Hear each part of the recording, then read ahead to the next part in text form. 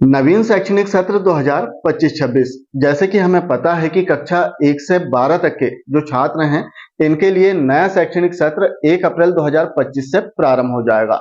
अब जो नवीन शैक्षणिक सत्र है इसमें काफी सारे बड़े बदलाव किए गए हैं। निश्चित रूप से कक्षा 1 से 12 तक के जो छात्र हैं और इनमें अध्यापन कराने वाले शिक्षक हैं वे नवीन शैक्षणिक सत्र में कुछ नए अनुभव जरूर प्राप्त करेंगे। नवीन शैक्षणिक सत्र में यदि हम बात करें, नॉर्मली यदि हम बात करते हैं कि पूर्व में भी नए शैक्षणिक सत्र प्रारंभ होते हैं और इसमें हम काफी सारे कार्य करते हैं। कार्यों में यदि हम देखें तो छात्रों की मैपिंग करते हैं, क्लास अपडेट करते हैं, छात्रों की प्रोफाइल अपडेट करते हैं, छात्रों का जो है सर्वे भी करते हैं हम कि कौन कौन से छात्र हमारी शाला में प्रवेश लेने योग्य हैं, पात्र हैं। तो इस प्रकार से काफी सारे कार्य हमें करना होता है। इसके अतिरिक्त हम जो नया शैक्षणिक सत्र होता है इसमें छात्रों के स्किल डेवलपमेंट के लिए काफी सारे प्रयास करते हैं और जो नया शैक्षणिक सत्र है इसमें भी आपको इस प्रकार के काफी सारे कार्य करने होंगे, लेकिन इसमें कुछ बड़े बदलाव जरूर किए गए हैं। बड़े बदलाव कौन कौन से हुए हैं इसे हम समझेंगे। सबसे पहले हम समझ लेते हैं कि नवीन शैक्षणिक सत्र में हमें कौन कौन से कार्य करने हैं। तो सामान्य से कार्य हैं, पूर्व में भी आप करते आए हैं, लेकिन इस सत्र में जो आप करेंगे वो हम समझते हैं कि क्या करना है। सबसे पहले तो जैसे कक्षा 1 से 8 या फिर कक्षा 1 से 12 की हम बात करें तो इसमें छात्रों का सर्वे आपको कर लेना है कि कौन कौन से और कितने छात्र आपकी शाला में प्रवेश हेतु पात्र हैं। सर्वे के उपरांत इन छात्रों की आपको मैपिंग करना होता है, तो मैपिंग आपको करना होगा। कैसे करेंगे वीडियो में आगे हम देखेंगे। इसके अतिरिक्त जो छात्र, जैसे हमने रिजल्ट डिक्लेयर किया, इसके बाद में हमें छात्रों की क्लास जो है वो अपडेट करना होता है, जिसे हम बोलते हैं रिजल्ट अपडेट करना, कक्षा उन्नति करना। तो हम छात्रों की जो क्लास है इसे अपडेट करते हैं। इसके लिए भी कुछ परिवर्तन हुए हैं। क्या परिवर्तन हुए हैं वो हम समझेंगे। इसके अतिरिक्त यदि हम बात करें तो नवप्रवेशित जो छात्र हैं, विशेष रूप से कक्षा 1 के लिए कौन कौन से ऐसे छात्र हैं जो हमारी शाला में प्रवेश लेंगे, इसका हम सर्वे करते हैं। अब इसमें विशेष बात, जैसे कि हमें पता है कि जो नई शिक्षा नीति है वो लागू हो चुकी है 2020।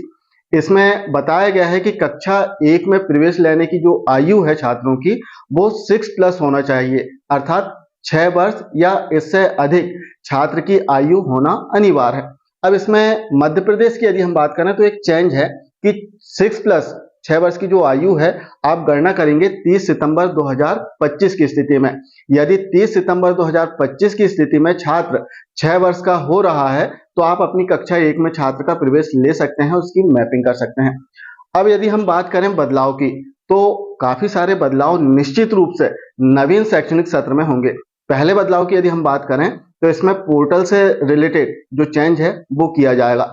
जैसे कि आपको भी पता है कि वर्तमान में एजुकेशन पोर्टल 3.0 लॉन्च किया जा रहा है। जो पोर्टल है वो अपडेट किया जा रहा है और जो पोर्टल है इसमें सारे पोर्टल, जैसे हम बात करें एजुकेशन पोर्टल या फिर शिक्षा पोर्टल, इन सभी को समावेश किया गया है एजुकेशन पोर्टल 3.0 में।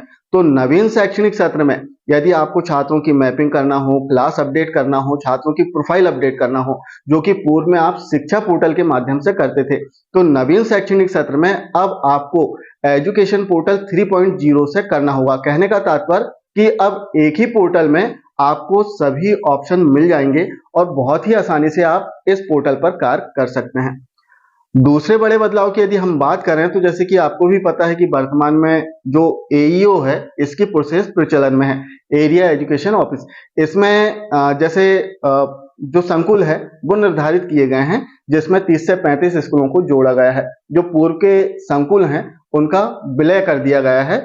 हो सकता है कि किसी संकुल में 2 जन शिक्षा केंद्र थे तो अब 2 संकुल बना दिए गए हैं। संकुल से तात्पर्य एईओ बना दिए गए हैं ऑनलाइन पोर्टल के माध्यम से। तो इसकी जो कार्रवाई है वो प्रचलन में है और संभवतः 1 अप्रैल से इसे भी लागू कर दिया जाएगा, क्योंकि लगातार वरिष्ठ कार्यालय के द्वारा इसमें कार्रवाई की जा रही है। तो कुछ नया जो नवीन शैक्षणिक सत्र है इसमें आपको देखने के लिए मिलेगा।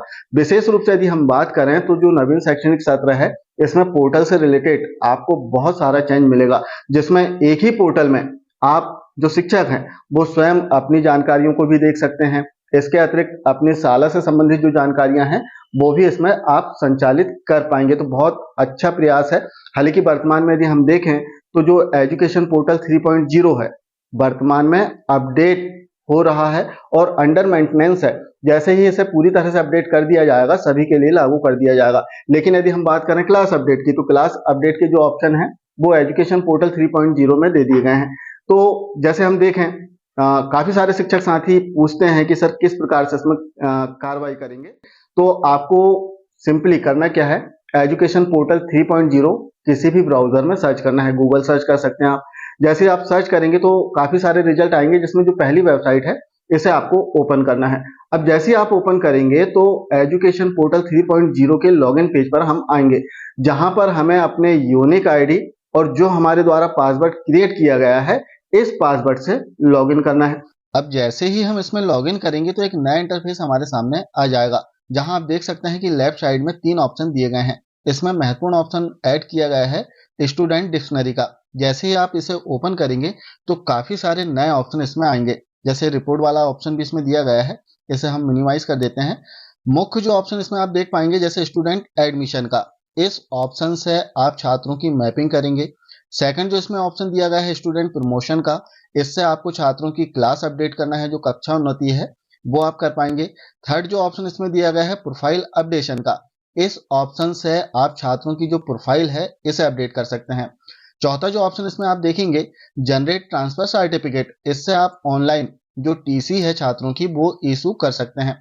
इसके अतिरिक्त आप देखेंगे तो अकाउंट डिटेल अपडेट का और अपडेट समग्र प्रोफाइल का भी ऑप्शन इसमें दिया गया है। साथ ही रिपोर्ट वाले ऑप्शन पर क्लिक करके आप विभिन्न प्रकार की जो रिपोर्ट्स हैं वो चेक कर सकते हैं। जैसे हम बात करें क्लास अपडेट की, तो क्लास अपडेट के लिए स्टूडेंट प्रमोशन वाला जो ऑप्शन है इसे आपको ओपन करना है।